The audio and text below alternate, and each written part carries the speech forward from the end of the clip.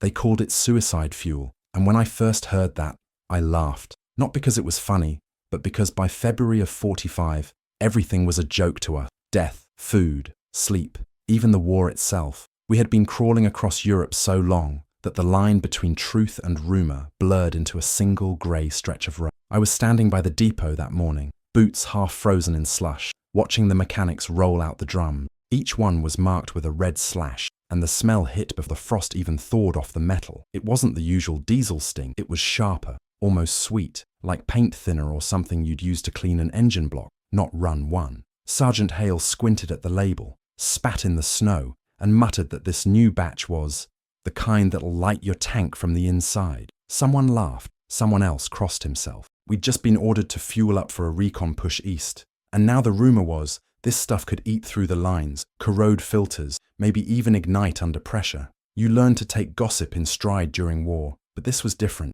We'd seen bad fuel before, seen engines cough and die in the middle of nowhere, seen men freeze beside them, waiting for recovery trucks that never came. So, when Hale called it suicide fuel, no one argued. It was the kind of name that stuck fast and sank deep. That night, I couldn't sleep. The engines outside coughed and rattled, a metallic lullaby of war. I remember lying there under my blanket, the canvas tent walls snapping against the wind, thinking about the irony of it all, how something as simple as fuel, something meant to move us forward, could turn into another way to die.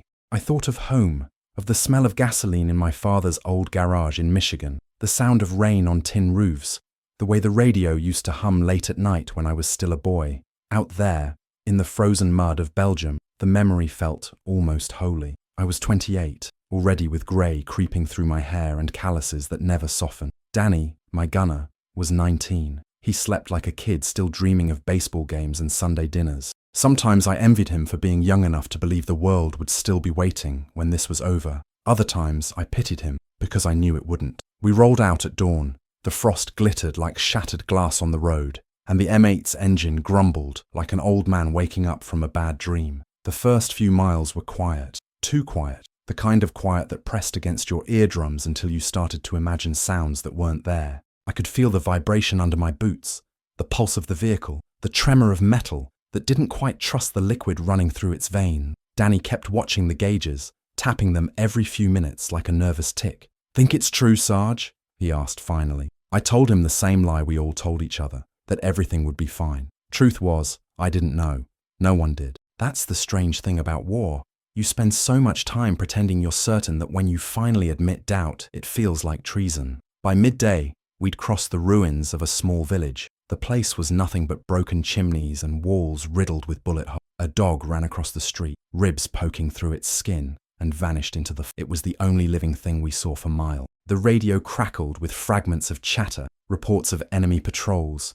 Bridges mined, roads blocked. I could taste the fear in the air. It clung to everything, even to the laughter that occasionally bubbled up when one of the guys cracked a joke. You laugh because it's the only weapon left against the waiting silence. I remember stopping to check the engine around mid-afternoon. The smell of that fuel was stronger now, almost sickly, seeping through the vents and into our clothes. I rubbed the grease between my fingers. It was slick, too light, like oil that had forgotten what it was supposed to do.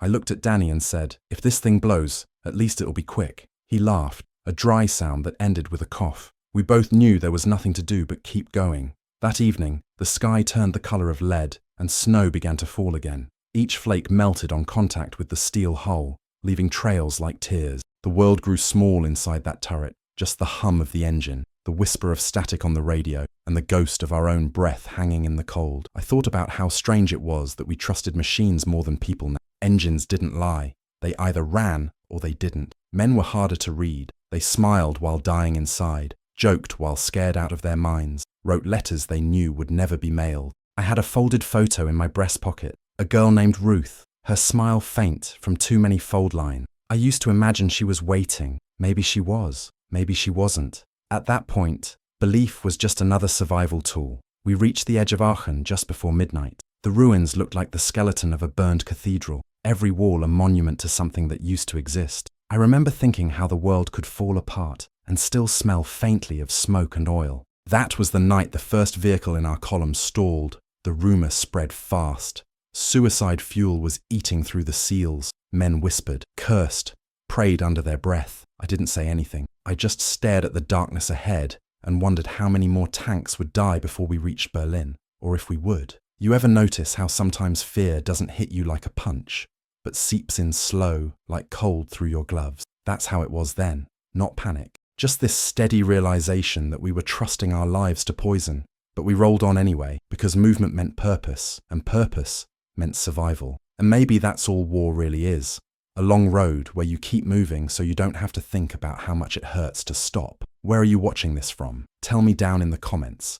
I want to know. By the time we crossed the border into Germany, the world had turned into one long, unbroken sigh. You could feel it in the earth itself, the exhaustion, the kind that seeps into your bones and makes every mile heavier than the last. We had been moving almost non-stop for days, sleeping in shifts, eating whatever rations hadn't frozen solid. The roads were a mixture of ice and mud, the kind that swallows wheels whole. The convoy had thinned out. Some vehicles were left behind, broken down or abandoned when the mechanics couldn't coax their engines back to life. The whispers blamed the fuel, and even the officers stopped denying it after the 3rd M8 seized up near Düren.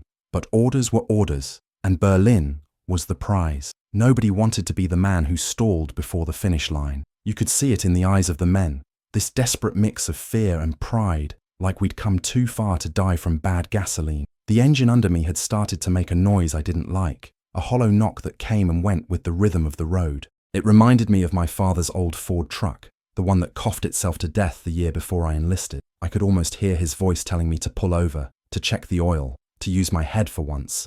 But there was no time for that kind of caution here. We were chasing daylight, chasing the war's last breath. The Germans were falling back, but not quietly. Every bridge, every town, every patch of road was another chance for them to bleed us. You could smell their desperation, mixed with the stench of burning fields and the faint sweetness of that cursed fuel. We called it suicide fuel, but I'd begun to think maybe it wasn't meant to kill us outright. Maybe it was meant to test us, to see how much more we could take before breaking. Danny kept trying to stay upbeat. He was good at that. He'd tell stories about home, about his father's hardware store, about how he planned to buy a car the minute he got back. I listened, even when I didn't want to, because his voice was something human in the middle of all that metal and smoke. Sometimes I caught myself pretending we were just on some long road trip, just two guys driving nowhere special, the war nothing but a bad dream. But the moment you let that thought linger, reality came crashing back. The thunder of artillery in the distance, the broken towns with faces staring from windows,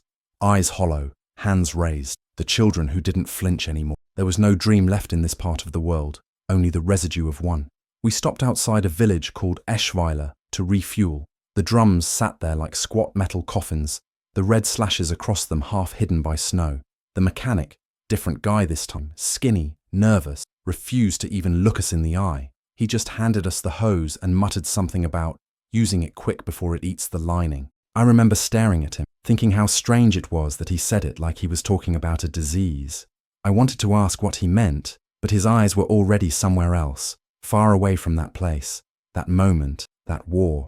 So I filled the tank myself. The smell was worse than before, thicker, almost oily. It clung to my gloves, to my uniform, to my skin. I swear I could taste it afterward, like metal in the back of my throat. We rolled out again, before dusk. The road wound through what used to be farmland, though the fields were nothing but craters and ash now. We passed a wrecked Panther tank on its side, its treads twisted like broken ribs, steam still curling from the hull. Danny stared at it for a long time before asking, "You think they had bad fuel too?" I didn't answer. I didn't have the heart to tell him the truth, that theirs probably worked just fine, and that ours might be the thing that finally stopped us before Berlin. The thought sat with me for hours, heavy and mean. That's how fear works. It doesn't shout, it whispers. It crawls into the cracks of your thoughts and grows there, quiet and sure. That night, I dreamt of fire, the engine exploding beneath us, the turret spinning off into the air, Danny's scream swallowed by the roar. I woke up sweating even though it was freezing, heart pounding so loud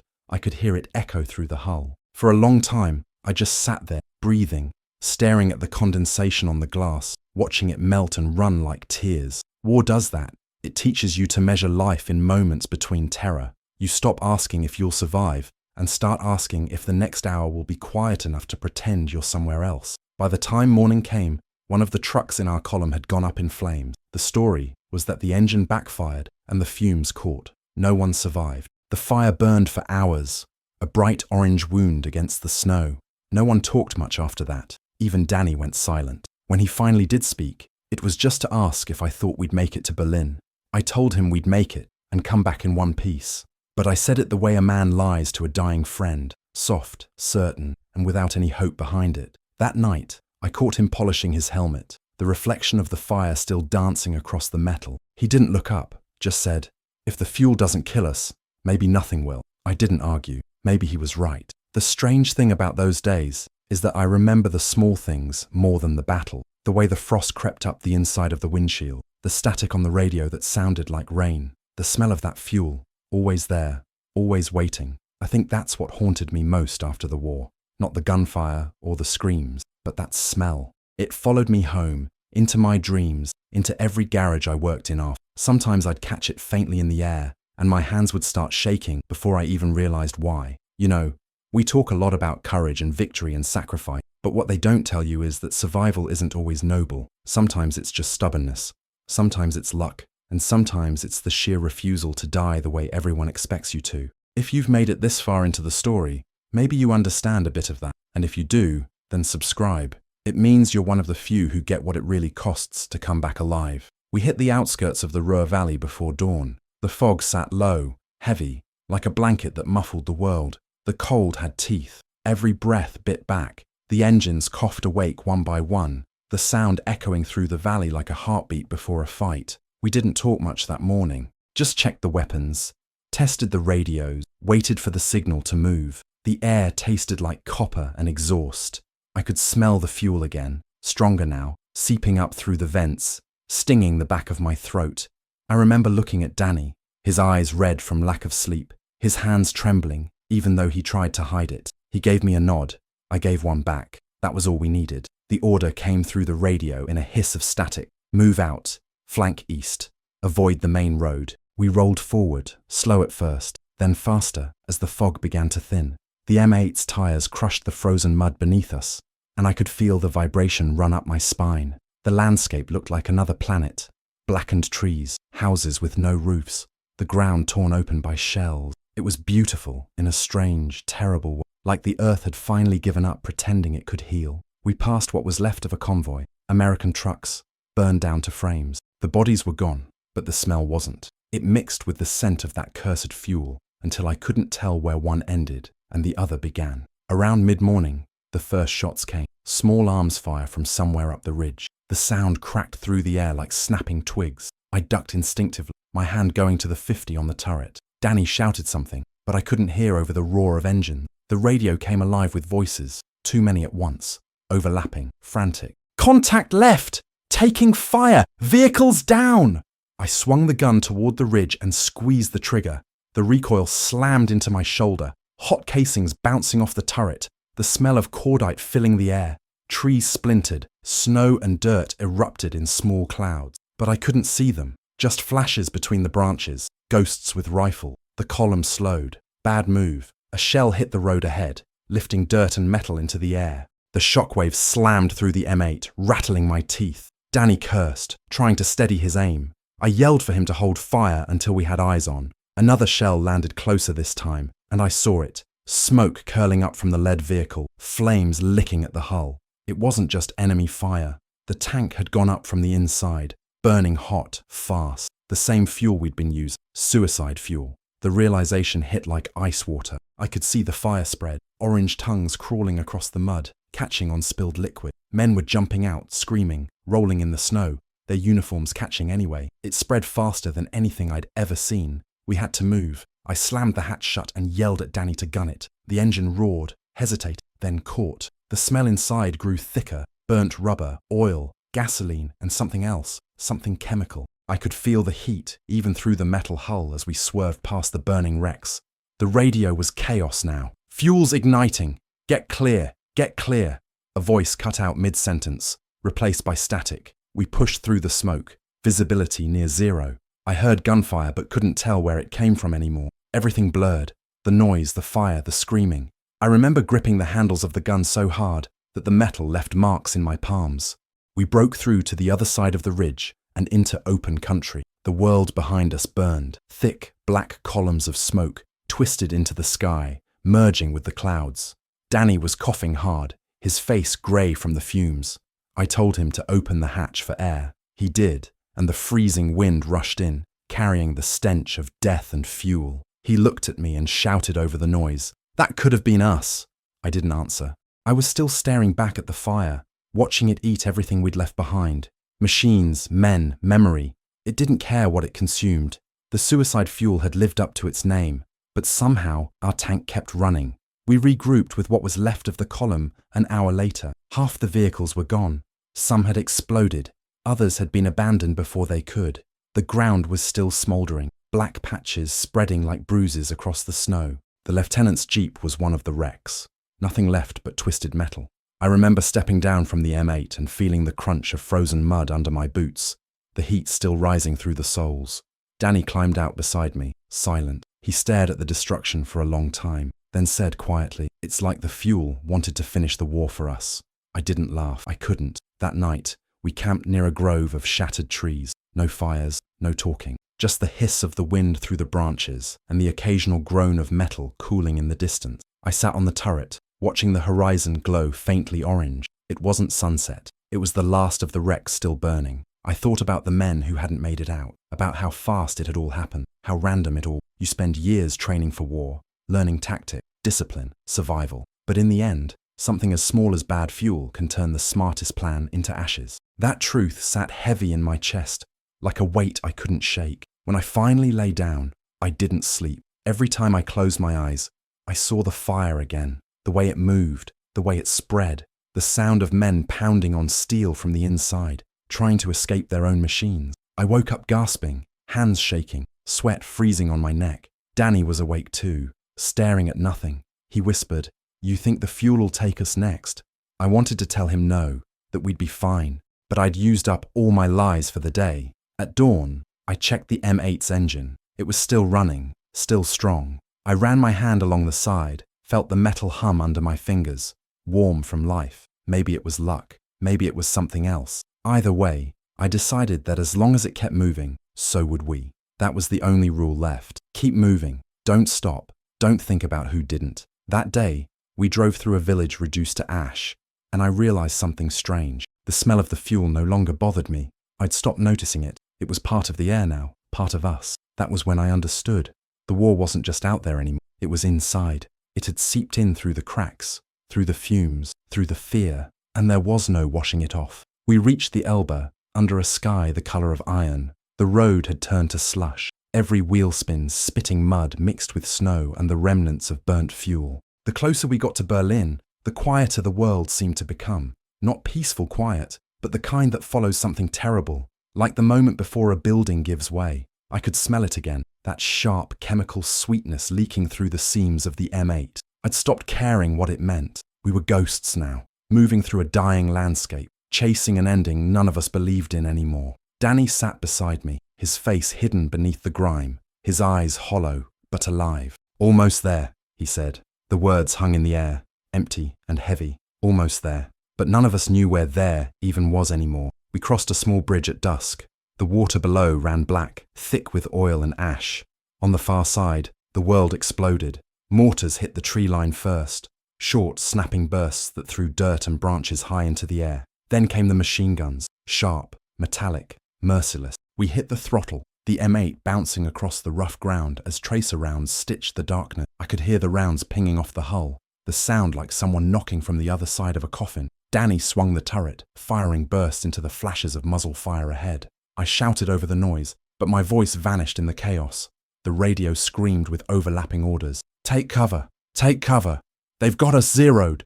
The rest dissolved into static. One of the half-tracks ahead burst into flames, the explosion lighting the entire ridge in orange and white. Men ran from the wreck, shadows flailing against the glow. I saw one fool, still burning, his arms reaching for the ground that would not save him. The air filled with that same smell, fuel and fire and blood. I felt it coat my tongue, my skin, my lungs. I yelled for Danny to switch belts, to keep firing, anything to hold them back long enough for the others to turn around. He moved fast, too fast, hands slick with sweat, fumbling the ammo box.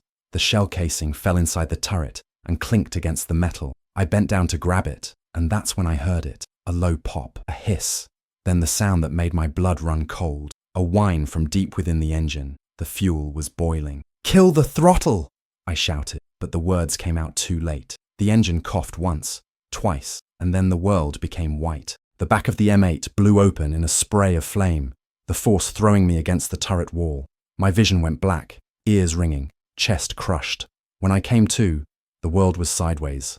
Smoke poured through the cabin, thick and choking. Danny was shouting, his voice distorted, distant. I could see him trying to pull me out, his hands clawing at my jacket. The inside of the M8 glowed orange. The fuel tank had ruptured, fire crawling along the floor like it was alive. I kicked at the hatch, my boots slipping on melted rubber. Danny got one arm under mine, dragging me toward the light. My legs felt like they weren't there anymore. Everything was noise and heat and pain. We tumbled out into the snow just as the turret went up. The explosion threw us both face first into the dirt. Debris rained down around us. Metal shards, burning cloth, fragments of what used to be home. I rolled onto my back, gasping for air that wasn't there. The fire roared beside us, bright enough to turn night into day. I could hear the ammunition cooking off inside, the pops blending with the stutter of machine guns from somewhere down the valley. I turned to Danny. He was coughing, eyes wide, skin covered in soot. "You alive?" I asked, barely recognizing my own voice. He nodded weakly, though I could see the burns across his arms, angry red streaks, already blistering. He smiled. God help me. He smiled and said, "Guess we're fine." We weren't fine, not even close. But there was no time to think about that. Another shell landed nearby, showering us with mud. I grabbed my rifle, what was left of it, and dragged Danny toward the tree line. We crawled through the slush, every movement a fight against pain. My hands were bleeding, my knee felt wrong, but the only thing that mattered was moving. Behind us, our M8, our home, our machine, our coffin, collapsed in on itself, the flames dimming as the snow began to fall again. It was quiet for a few seconds. Then came the screams. They weren't ours.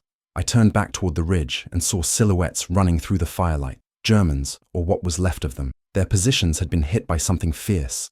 Maybe our artillery, maybe their own misfire. It didn't matter. They burned just the same. The field had become an inferno, a twisted dance of flame and shadow. For a moment, it didn't feel like a battlefield anymore. It felt like judgment, like the world itself was trying to erase what we'd done to it. Danny slumped against a tree, breathing shallow. His skin was grey now, his voice barely a whisper. "You think the fuel did this?"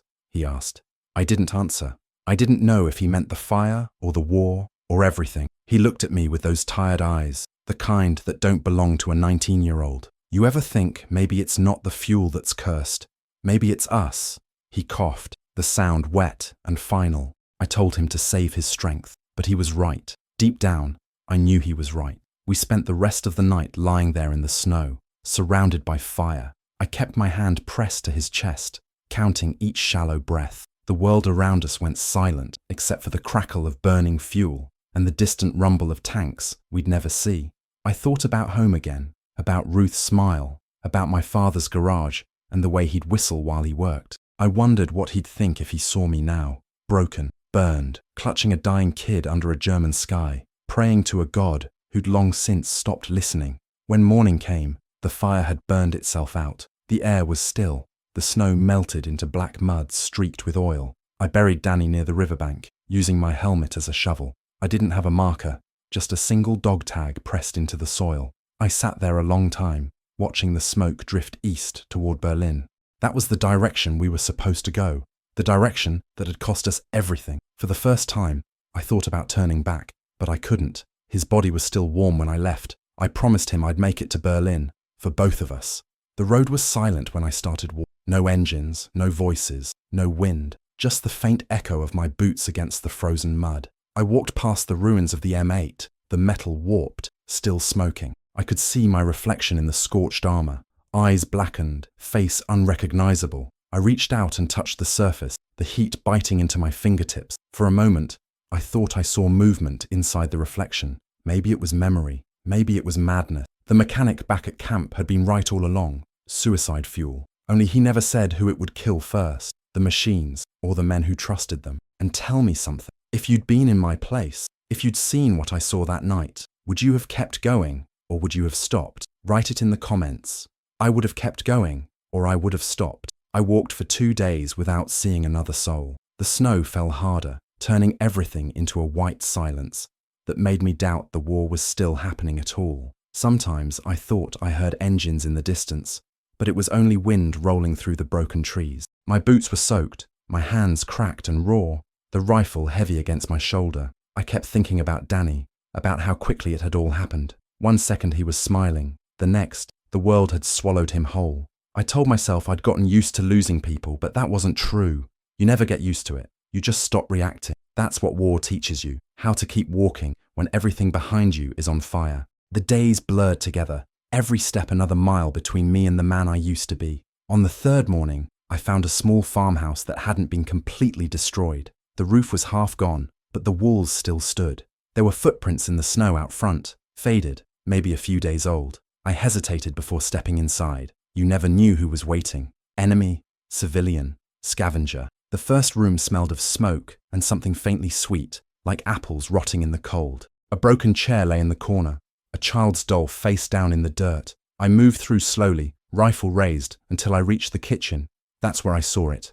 On the table sat an old jerry can, dented, marked with the same red slash we'd seen back at the depot. Suicide fuel. I stared at it for a long time. The shape burned into my mind like a symbol. It didn't belong there, not in a home. I don't know why I didn't throw it out, or shoot it, or leave. Instead, I sat down across from it and just looked. It was strange how quiet it felt. No gunfire, no orders, no sound except the creak of the wind through the walls. I poured a little of the fuel into a tin cup and watched it shimmer under the weak light. It was beautiful, almost translucent, like liquid fire. I could see why it killed so easily. It wanted to live, to spread, to burn everything that dared contain it. I thought about all the men who died because of it, all the convoys we'd lost, all the tanks that had turned into coffins. I thought about Danny's voice when he said, maybe it wasn't the fuel that was cursed, maybe it was us. I lifted the cup and sniffed it. The scent hit like a memory. It smelled like the war itself, bitter, dangerous, irresistible. I poured it back into the can, sealed it tight, and pushed it to the corner of the room. I wasn't ready to destroy it. Maybe I never would be. I stayed in that farmhouse for 2 nights, living off whatever I could find. Canned peas, stale bread, melted snow. I patched the holes in my gloves with fabric from an old curtain and tried to sleep, but the dreams kept coming. Fire, screaming, the echo of engines running on poison. Every time I woke, I expected to see the glow of the M8 burning outside. The silence felt heavier than the explosions ever did. On the second night, I found a half-burned Bible in one of the drawers. I'm not a religious man, never really was, but I opened it anyway. The pages stuck together, blackened at the edges, the words half gone, but one line was still clear. Something about passing through the fire and not being consumed. I laughed when I read it, a broken sound that scared even me, because I'd passed through the fire, but I wasn't sure I hadn't been consumed. Maybe I was just too stubborn to admit it. By the 4th morning, I decided to move again. The snow had eased, and I could see the faint outline of smoke trails to the east. Maybe American units, maybe not. I slung my pack, took one last look at the jerry can in the corner, and left. I thought about pouring it out, but a part of me couldn't. Maybe it was guilt. Maybe it was superstition. That fuel had carried me farther than luck ever did. It had burned my friends, yes, but it had also kept me alive when everything else failed. In war, you stop dividing the world into good and bad. You learn that sometimes survival and destruction come from the same source. The road ahead was littered with debris, helmets, broken rifle, the black husks of trucks. I found one with its cab blown open, the fuel tank ruptured, snow filling the cavity where men had burned days earlier. I stood there for a long time, watching the wind sweep through, wondering if any of them had cursed the same way I did, blamed the same things, hoped for the same peace that never came. I thought about Danny again, about his last smile, about how he'd believed we'd make it to Berlin. It hit me then that maybe that was why I kept going. Not for victory, not for orders, not even for survival, just for him. Because if I stopped, it would mean his death ended nothing. That night, I camped beneath an overturned wagon, the stars faint behind the smoke-stained sky. The cold bit through my coat, but I didn't light a fire. I couldn't stand the thought of flames anymore. The smell still lingered in my clothes, in my hair, in my skin. I'd scrubbed my hands raw in snow, but the scent wouldn't leave. It had become part of me, like a scar that refuses to fade. I remember staring up at the sky, wondering if Ruth was looking at the same stars back home, wondering if she'd even recognize me when I came back. If I came back, sometimes I think that's what keeps soldiers alive, the thought of being remembered by someone who might not remember them at all. The illusion that someone out there still waits. It's not hope exactly, more like a habit you can't quit. When I finally closed my eyes, I dreamt of a field covered in frost and silence. No fire, no screams, just stillness. I walked through it until I came to an old fuel drum lying on its side. I reached down and touched it. The metal was warm, and when I looked up, I saw my own face reflected in the steel, calm, empty, almost peaceful. Then the reflection began to ripple, and I woke. The wind had stopped. The world was waiting. Berlin was still ahead, and I knew somehow that the fuel, the curse, the miracle, whatever it was, would follow me there. Berlin was already dead when we arrived. It wasn't a city anymore, just the echo of one. The streets were rivers of rubble, the air grey with smoke that never cleared, the sky dim even at noon.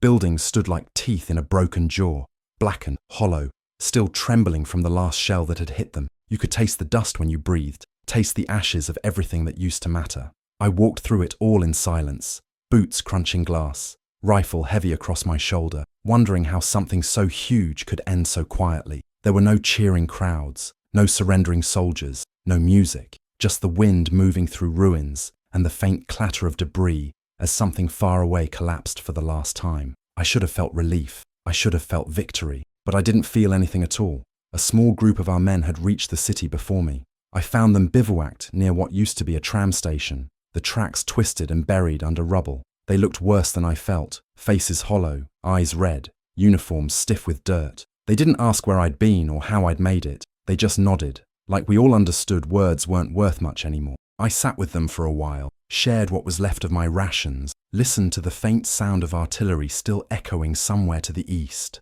Someone said the war was days from ending. Days. After years of fighting, years of dying, it came down to days. The thought didn't bring comfort. It just made everything feel smaller. That night, we made camp inside a shattered building that might once have been a bakery. The smell of old flour still lingered faintly beneath the soot. I sat by a broken window, staring out at the city. Fires still burned in places. Slow, orange glows behind the skeletons of walls.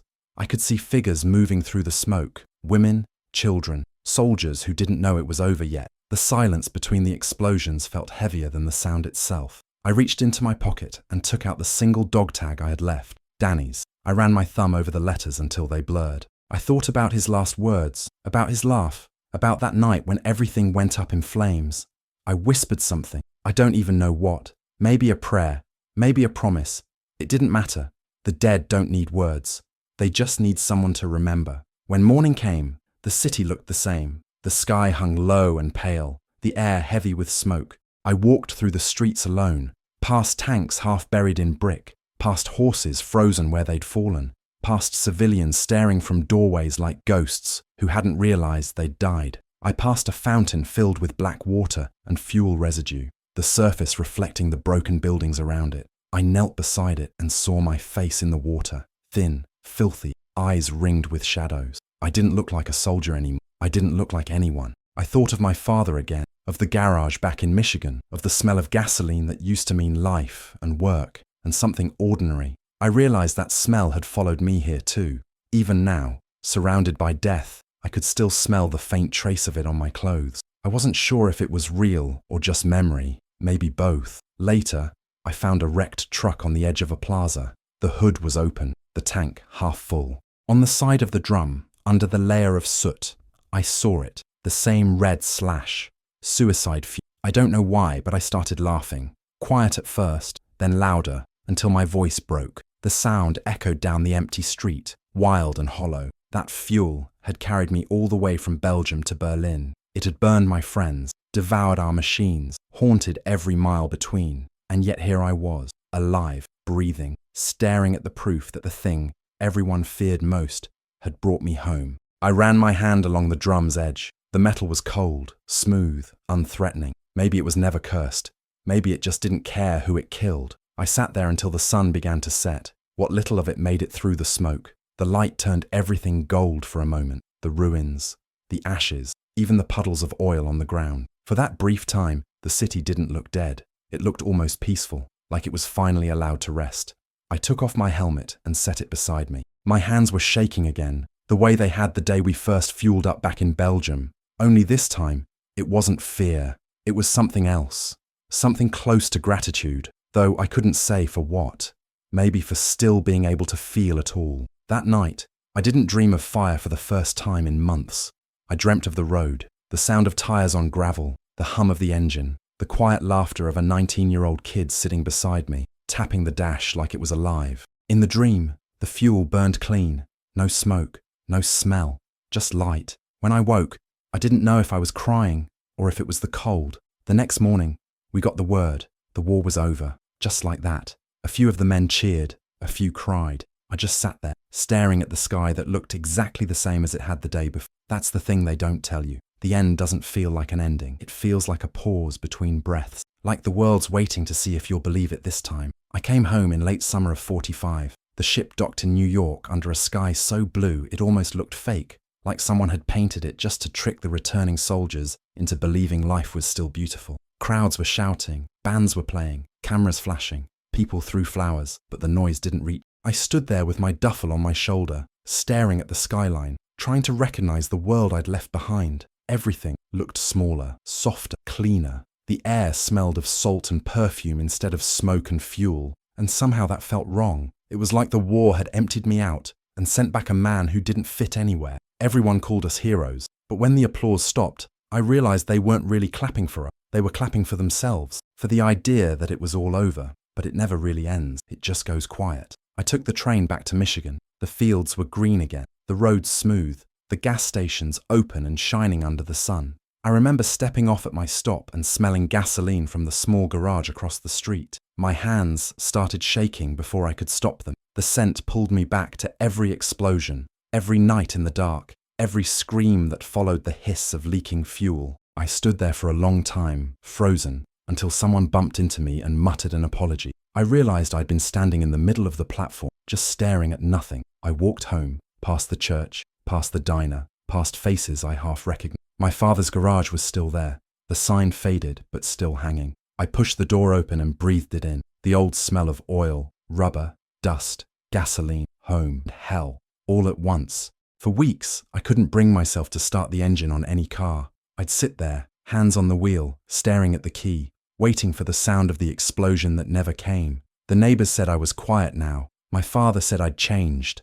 He was right. I'd left too much of myself somewhere between Belgium and Berlin. The nights were the worst. I'd wake up to the smell of smoke, the echo of gunfire, the ghost of Danny's voice telling me to keep moving. Sometimes I'd find myself standing outside before sunrise, watching the horizon, like there was still something burning out there. Maybe there was. Maybe part of me was still walking that frozen road, still holding on to that cursed drum marked in red, still believing I had to keep going or lose everything. One morning, I went to the garage early before anyone else was awake. I opened the back room where we kept the old tools and junk. In the corner, half covered by a tarp, was a jerry can. Not the same one, of course, but close enough. The same shape, the same rust pattern, the same memory carved into metal. I sat down in front of it and stared until the sun came through the window. I realized then that I didn't hate it. Not anymore. The fuel hadn't been evil. It hadn't been good either. It was just what it was. Something powerful, something dangerous, something that carried us as far as it could.